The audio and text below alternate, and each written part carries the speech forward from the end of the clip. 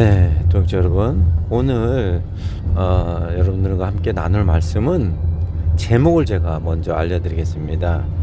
동맹에서 혈맹으로, 동맹에서 혈맹으로라는 제목으로 하나님 주신 말씀을 나누고자 하는데요. 사실은 제가 이 말씀을 나누는 것이 앉아서 성경책을 연구한다거나 또 성경 주석을 펼쳐놓고 여러 가지 자료를 본다거나 이게 아니고요. 매일마다 제가 이제 아침마다 새벽 기도를 할 때에 그때 방언으로 기도를 하고 또 이성으로 기도를 하는데, 근데 방언으로 기도를 할 때 하나님께서 말씀을 주실 때가 있어요. 근데 그 말씀을 제가 이제 계속 간직하면 까먹으니까 아침에 일어나서 제 딸을 학교에 데려다주는 차에서 지금 오성희 선생님 계속 핸드폰을 들고서 녹음을 하면서 사실은 전하는 거거든요. 그래서 소리나 이런 게 조금 안 좋을 때도 있고 또 대본을 보고 하는 게 아니기 때문에 그냥 성령님이 새벽에 깨우쳐 주셨던 그 내용 갖고 여러분에게 전하는 것이다 라는 것을 알고 좀 들으셨으면 좋겠고요. 오늘 제목은 조금 더 전에 나눴던 것처럼 동맹에서 혈맹으로라는 말씀을 주셨습니다. 오늘은 요한복음 6장 54절부터 56절까지 말씀을 주셨는데 뭐냐면 내 살을 먹고 내 피를 마시는 자는 영생을 얻겠고 마지막 날에 내가 그를 다시 살리리라. 이게 54절이고요. 그 56절은 내 살을 먹고 내 피를 마시는 자는 내 안에 있고 내가 그 안에 있으리라 라는 말씀을 갖고 예수님의 보혈에 대해서 오늘은 그 말씀을 저희가 주셨어요. 여러분들 지금 국제 정세를 보시는 분들은 다 아시겠지만 지금 우크라이나와 러시아의 전쟁이 2년 6개월을 지나서 3년을 향해서 가고 있고, 최근에 큰 이슈가 되는 것은 북한이 10,000명, 12,000명, 8,000명 여러 가지 말들이 있는데, 여하튼 10,000명 가까운 숫자를 북한 군인들을 러시아에 지금 파병을 했죠. 그래서 이미 전투에 참여했다라는 말도 있고, 이미 전투에 참여해서 북한 병사들이 많은 사람들이 죽음을 당했다, 이런 이야기들이 막 들려오고 있습니다. 그런데 이게 왜 중요하고 큰 이슈가 되냐면, 사실은 북한과 러시아는 그 이전에도 이미 동맹관계에 있었어요. 그렇죠? 그 동맹관계에 있어서 서로 도움을 주고 도움을 받는 그런 관계였다라는 거예요. 그런데 사실은 이 동맹관계에서 혈맹 관계로 넘어가게 되면 그것이 중요한 이유는 뭐냐면, 동맹의 관계는 서로의 이익이 될 때 서로서 주고받고 하면서 같이 가는 관계가 동맹 관계입니다.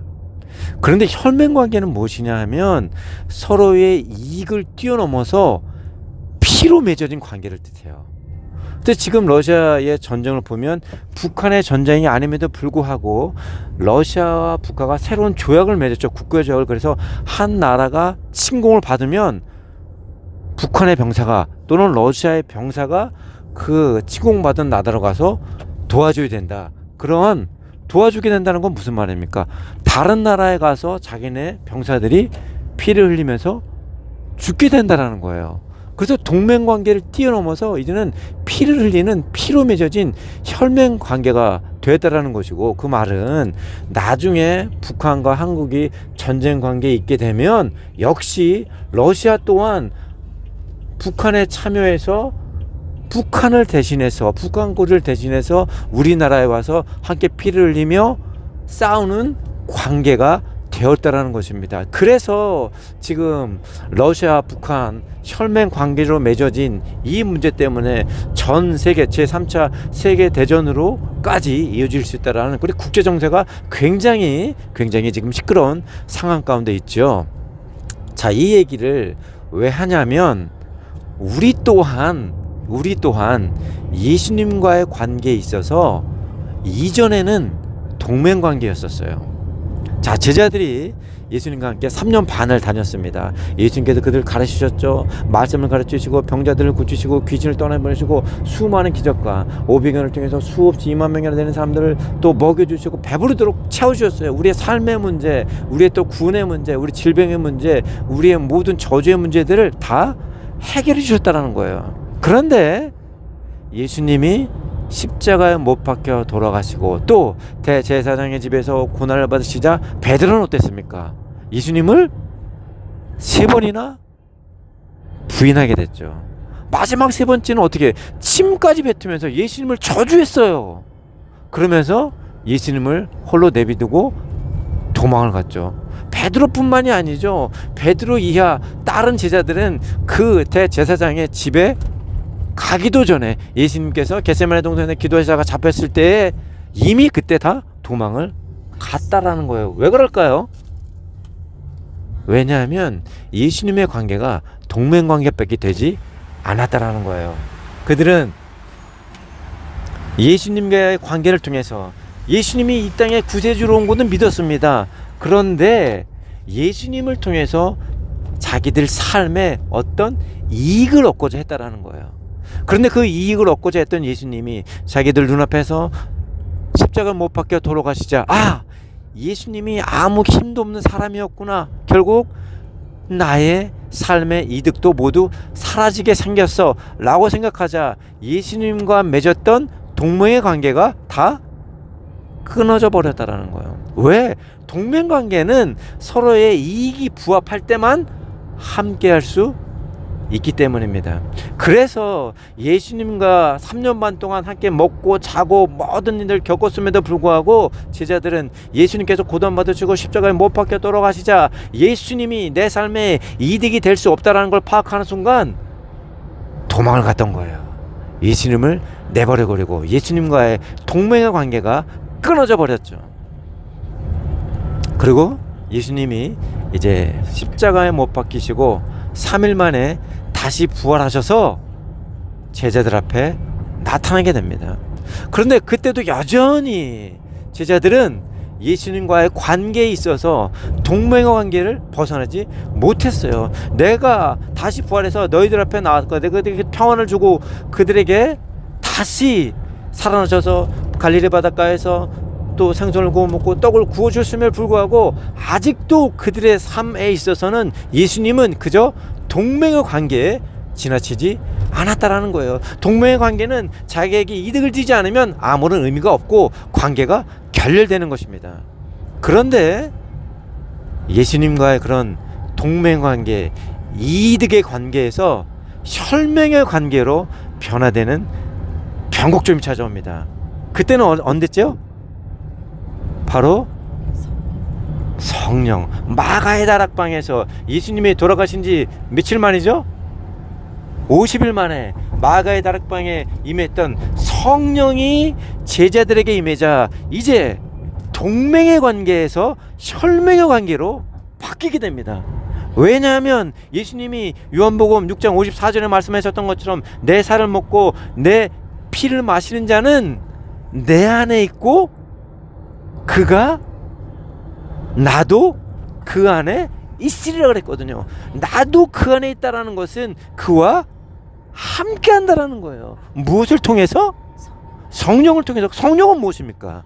바로 피죠. 예수님이 뭐예요? 성령을 통해서 잉태되셨죠. 우리가 남자 여자 사랑해서 자녀를 갖게 되면 가장 작은 피 한 방울을 맺히는 거잖아요. 핵이 맺히는 거잖아요. 그것이 나중에 9달 10달이 지나면 생명으로 태어나듯이 성령을 잉태해야 됐다는 것은 피가 맺혔다는 것이고 피가 생명이 되었다는 것이고 즉 그 피를 통해서 우리와 예수님이 하나가 됐다. 즉 혈맹으로 피로 맺어진 관계가 되었다라는 거예요. 그래서 북한과 러시아가 하나됨을 통해서 북한 병사들이 지금 러시아에 와서 막 죽어가고 있지 않습니까? 그 이전에는 동맹의 관계였어요. 북한 병사들이 원튼 원치 않든 지금 김정은을 통해서 러시아에 와서 북한 병사들이 막 죽어나가고 있는데 그것은 북한과 러시아가 혈맹의 관계를 맺었기 때문에 그렇게 되었다라는 거예요.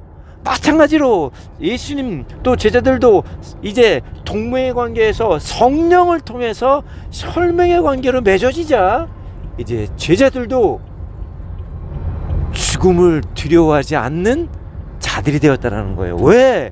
예수님과 내가 하나 되고 예수님의 피와 내 피가 하나 됐다는 믿는 그 순간 예수님이 죽음에서 부활하셨던 것처럼 나도 죽게 되더라도 다시 부활할 것을 믿었기 때문에 죽음에 대한 두려움이 없었다라는 거예요.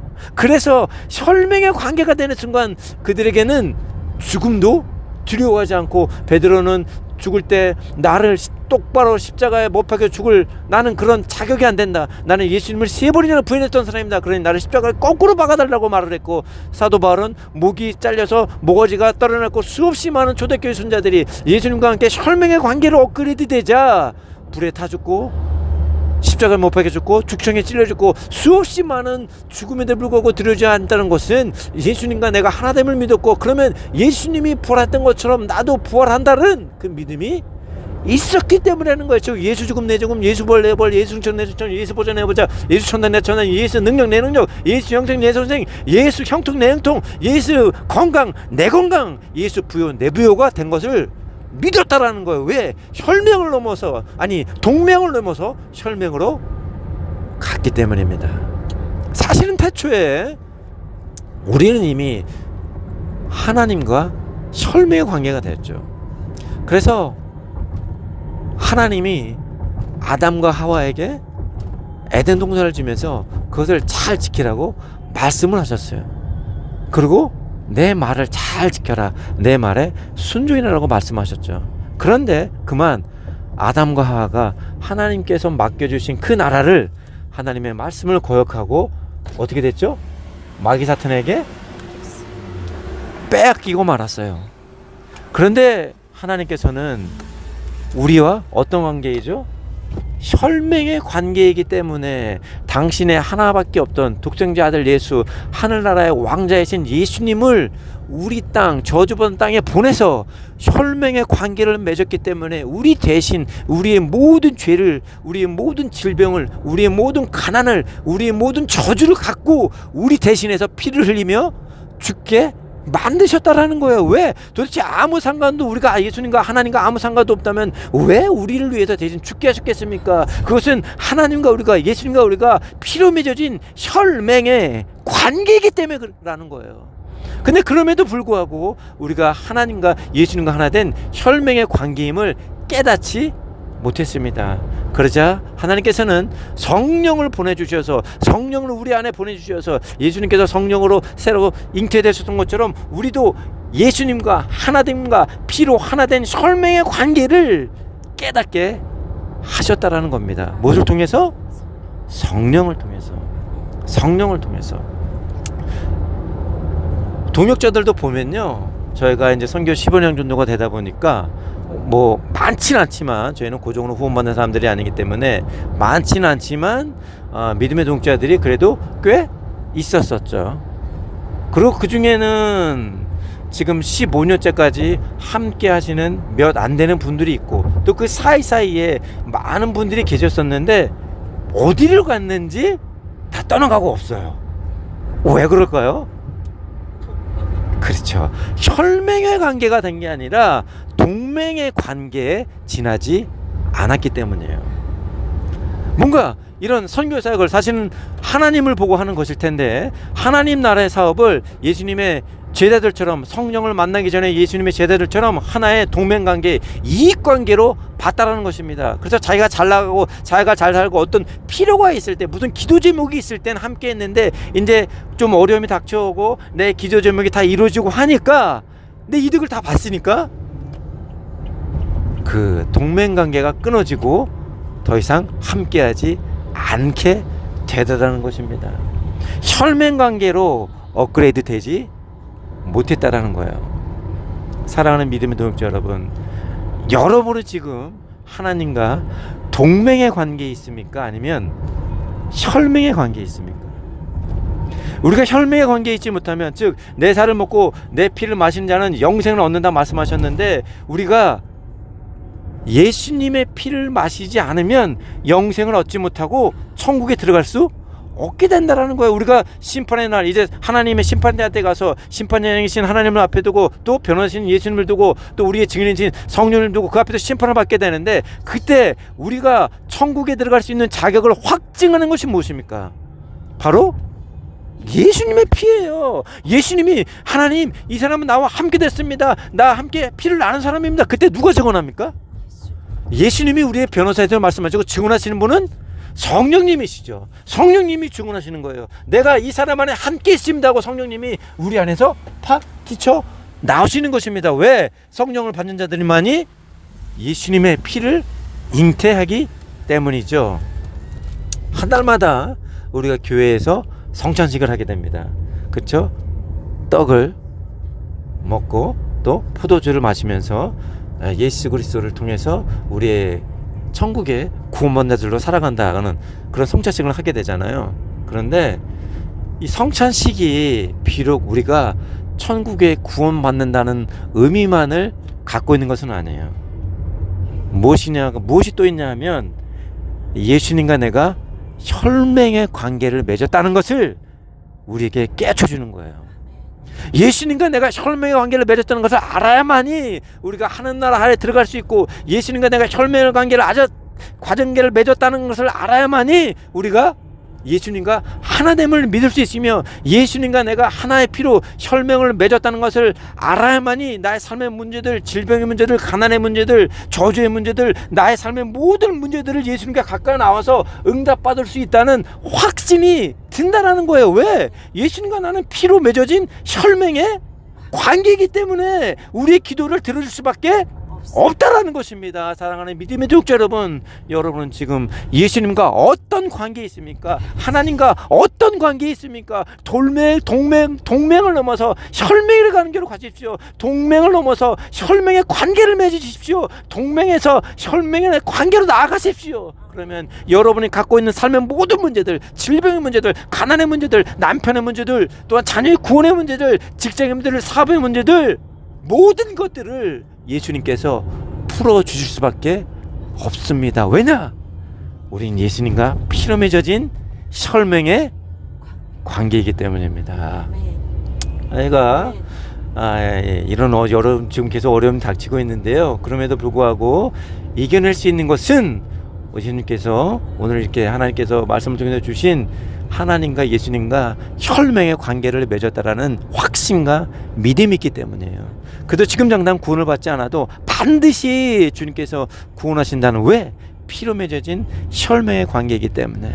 그러므로 오늘 여러분 비록 어려움이 있고 비록 지금 잠깐 고난을 받을지라도 포기하지 마십시오. 혈맹의 관계는 피로 맺어진 관계입니다. 결코 주님이 여러분을 버리지 않으십니다.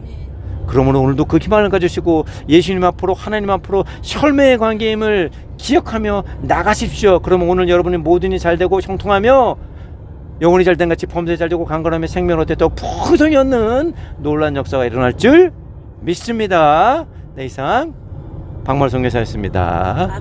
감사합니다.